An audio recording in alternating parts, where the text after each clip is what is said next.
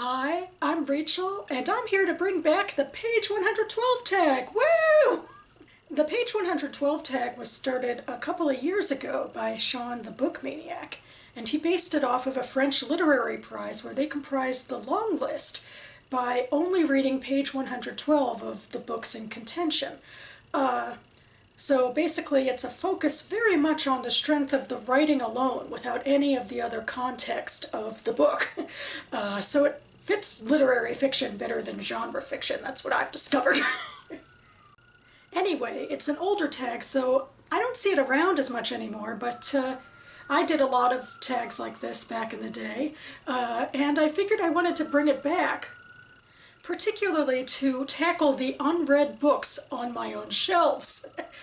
I have a bad habit, month by month, of getting distracted by prompts and challenges that I join or otherwise make for myself that often require me to go to the library or buy new books even. But thanks to coronavirus, there's a little bit less of that, well, at least of the library stuff. I should stop buying new books. I also have more time to read more books, hopefully. That's the goal. So I think I am going to slot in my first page 112 tag of 2020, and I'm hoping to do at least a few more of these throughout the year. So this is how I plan to do it. I have this mug here that says bookshelves and cats. Life is sweet. It has a cat on a book that I got from my aunt's at a birthday a couple of years ago. And inside I have a bunch of book titles of the unread books on my shelves up until 2019. I decided I won't guilt myself too much about 2020 quite yet. So I'm going to pick 3 of the books out of here and then go ahead and read page 112 for each of them and decide from there which one will join my April TBR. So here I go.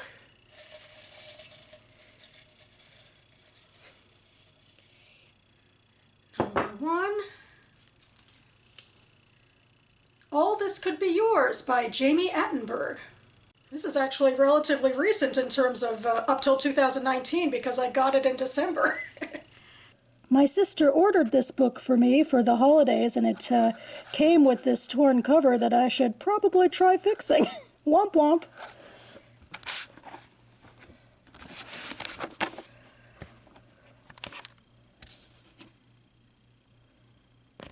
Number 2.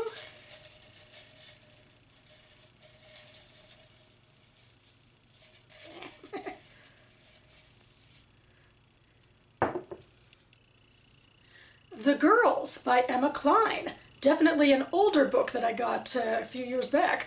I think in a library book sale. And what do you know, this one's at the very bottom of my makeshift camera tripod.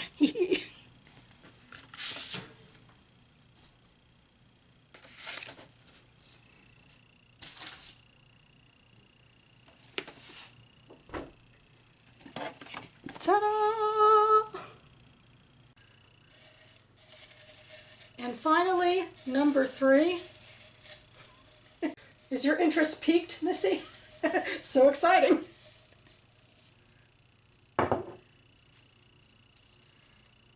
White Elephant by Julie Langsdorff.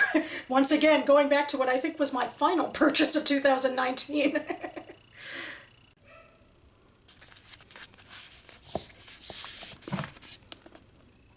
Anyway, I guess I'm going to go ahead and grab the books and maybe even take a gander on the bed and read my page 112s now that Missy is done with her cat nap. Let's go. And I'm back. A little later than I anticipated because I needed to charge my camera. My battery was almost out. But now on to the fun part of the tag where I get to read and share my thoughts on page 112 of each of these books. Starting with the first pick, All This Could Be Yours by Jamie Attenberg. As Alex got older, Nana grew fuzzier and had started to let things slip. She said to Alex, "It was like your mother and your father had the same cold and kept giving it back and forth to each other. I just didn't want you two to get it too." The same illness, but her father was patient 0, she was certain of it. "I'll cut you a deal. I'll forgive you for half," said Alex to the dying man in bed. "I'll split the difference with you because I'm not perfect either." That was it. She had said her piece. She reached out to embrace him, covering his chest with hers, and she clutched him tightly. For 1 second she thought, "Daddy." Then a series of staccato beeps went off. Something urgent was happening. She sat up. The beeps stopped. She hugged him again. There were the beeps again. She pulled away one more time. Was it her hug? Was he aware of her? She looked in his eyes. Nothing. No, it was something she was leaning onto that was triggering this response. She could keep going. It was just an embrace. Who knew what would happen if she held on to him too long? Tempting, tempting. She allowed herself the thrill of considering it, but no, she would not be responsible for this man's death. She checked herself. She felt done. Her mother had asked her for something, and she had accomplished the task. He would die soon, and then everything would be in place. Someday Bobby would die, and Sadie would have some kind of residual fury of her own against him, although Alex hoped not, genuinely. Her ex-husband was certainly capable of other adult-like behaviors. He had a job, he paid his bills, he paid some of her bills, he made charitable donations to important causes, he was kind to his own parents, he had sustained real, non-sexual relationships with people for decades, and unlike her father, Bobby was not a criminal, even if he was a philanderer. So I really liked this. I mean, unlike with the usual 112 tag, I went in with bias of knowing what this book was about because I'd asked for it for the holidays, so I knew a little something about it. I knew it was about a patriarch who was sort of not so beloved, perhaps, among his family members and about the tensions there. So through that, I guess I could pretty quickly pick up through what was happening here with Alex, presumably a main character, visiting him on his dying bed. But even still, you could pick up on a fair bit of that through the text of, her almost killing him by leaning over him and pressing something. And that was some wonderful, tense writing. There was such an interesting interplay, I think, between the internal, about how she was arguing with herself. I have this horrible history with you, so it seems. My grandmother sort of tried to make excuses about my parents' bad behavior to keep the kids out, but maybe I'll forgive you because I'm not perfect either. And she has some other issues, it seems like, with her husband that sort of buttress against this. But then she's also obviously very upset with him, or feeling like at least very conflicted and like, okay, fine, I'll do this because my mom said to, and I fulfilled my promise and it's over. So there's just so many interesting conflicting emotions, and on top of that, emotions I should say, and on top of that is the fact that he is slowly dying in the bed and the seconds are ticking away, and it's bad enough that if she leans over him, something could happen. So it's just some wonderful tension, both physically and emotionally. It just really drew me in. The next book is The Girls by Emma Cline. And I'm going to read a little bit more than, I guess, page 112. I did for the last book, too, because there was a run-on sentence. But with this one in particular, it's a large textbook, so I figure it is even more incentive that I should go on a little bit into 113, into the end of a section. "Mostly girls crash here," she said. "It depends. And Nico sometimes, even though I don't want him to. I want him to grow up free, but he likes me." A square of stained silk was tacked above a mattress, a Mickey Mouse pillowcase on the bed. Suzanne passed me a rolled cigarette, the end wet with her saliva. Ash fell on her bare thigh, but she didn't seem to notice. It was weed, but it was stronger than what Connie and I smoked, the dry refuse from Peter's sock drawer. This was oily and dank, and the cloying smoke it produced didn't dissipate quickly. I waited to start feeling differently. Connie would hate all this. Think this place was dirty and strange, that Guy was frightening. This knowledge made me proud. My thoughts were softening, the weeds starting to surface. "Are you really 16?" Suzanne asked. I wanted to keep up the lie, but her gaze was too bright. "I'm 14, I said. Suzanne didn't seem surprised. "I'll give you a ride home if you want. You don't have to stay." I licked my lips. Did she think I couldn't handle this? Or maybe she thought I would embarrass her. "I don't have to be anywhere," I said. Suzanne opened her mouth to say something, then hesitated. "Really," I said, started to feel desperate. "It's fine." There was a moment when Suzanne looked at me, when I was sure she'd send me home, pack me back to my mother's house like a truant. But then the look drained into something else, and she got to her feet. You can borrow a dress, she said. Okay, so once again, I come in with the bias of knowing that this story is, it's sort of a riff on the Manson family and what drew young girls to that cult leader.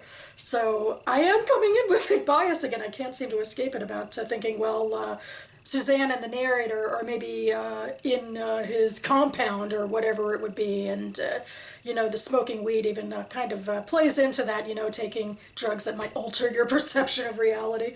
And it's not really fair of me to think of all that, I suppose. On the page, I see a desperate 14-year-old girl who kind of wants to have an experience that's beyond her, like she thinks about a friend in her who had less potent weed, and how, hey, this is a step up, that I can have this more potent weed, and she tries and fails to keep up the lie that she's older than she is, and she's obviously trying to make an impression on this woman, Suzanne, who I guess I would assume she looks up to in some sort of way based on her behavior. It's interesting. I mean, the writing to me is like what I'm naturally attracted to when it comes to a lot of the literary fiction I read. It's very personal. There's lots of physical details and also some emotional details about the setting and the situation. It didn't grab me as much as the Attenberg, but it's something. And finally, we have White Elephant by Julie Langsdorff. I'm going to read a little less than page 112, the full page actually, because there's a break at the very bottom, and it's just a random new scene setting, so I figured that wouldn't necessarily add anything substantial to this exercise. But anyway, they were quiet as they washed up, her father probably thinking about making time stand still, her mother about the wonderfulness of Grant. "I'm friends with Lindy Cox," Jillian screamed in her head. Her father grabbed an armful of signs from the hall closet. They were signs protesting the big houses, as if a sign could do any good. He had asked her to draw the picture like he thought she'd be excited to do it. At first she'd said no. More specifically, "No chance, Dad." But he looked so sad that she agreed to, as long as he didn't make her sign it. It was a drawing of 3 little square houses, each with 2 windows that looked like big sad eyes and a frowning door, alongside a huge house that towered above them all, with an expressionless door and squinty window eyes. That house had a red X drawn through it. He gave one to anyone who would sign the petition. A lot of the lawns in town had them up now, and it made Jillian feel secretly proud when she saw them. "I'm off to get more signatures. Want to come, Jillian?" "Homework," Jillian said. "Rehearsal should be over by 10, her mother said, kissing the top of Jillian's head. Jillian laid her books across the kitchen table, still slightly moist from the sponge. She didn't have much homework, half an hour maybe, unless she did the Greek temple project, but Lindy had assured her that would be taken care of. How weird was that? She wanted to watch TV, but their TV sucked too much to bother. She sighed and settled into her homework, looking up now and then to see the changing images on the Cox's TV next door, a vivid reminder of all she didn't have. Okay, well, this one in a way suffers the most through things that could be beyond its control. The first of which is that I don't remember a lot of the specifics of the plot of what drew me to this book. I think one of the major things it did is that Langsdorff has been compared to Meg Wolitzer, who's one of my favorite authors, and I knew it was a suburban drama, and that she also took inspiration from the DC metro area where I live. But I didn't know a lot of the specifics, which in this small section seems to be about, or these characters at least seem to be dealing with some sort of social activism, signing petitions. The father is apparently the most interested in it, apparently has something to do with homes. And the daughter kind of comes off as a little wishy-washy, like she doesn't want to join him for it, but she's still proud of it. I don't know. And obviously there's some name dropping and stuff that we'd know more about who these people are if we read the beginning of the book, and we'd have more association of Jillian's relationship to Lindy or the mom's relationship to Grant or whatever. So, in a way, that's one of the unfair things about page 112, that yes, you have to, text should stand on its own, but stories are made up through progression of relationships and action. So anyway, I do have to say, out of the three of these, this probably grabbed me the least, but I will definitely keep it on my shelves, and hopefully I'll get to it sometime in the future. So I think it's obvious, after all that, that the one I definitely want to continue with is All This Could Be Yours by Jamie Attenberg. I have some mixed feelings about this because I included this book as part of my Jewish fiction published in 2019 list, and next month I'm planning to read another book from that group, and I'm like, oh, but should I read 2 books or shouldn't I? And you see, I'm making rules in my head that I should tell myself are not actually important. The fact is that the page 112 tag tells me that this is intriguing and it's worth reading, and it doesn't matter if it messes with my idea of ritual and routine somewhere else. It's a book that needs to be read because I own it and it's taking up space. And I like Jamie Attenberg. This will be her 3rd or 4th book, I guess, that I've read of hers, and I think this page intrigues me a whole lot, probably more than the last book of hers that I've read entirely. So I'm pretty hopeful, and I will officially be putting this on my April TBR. Oh, and also,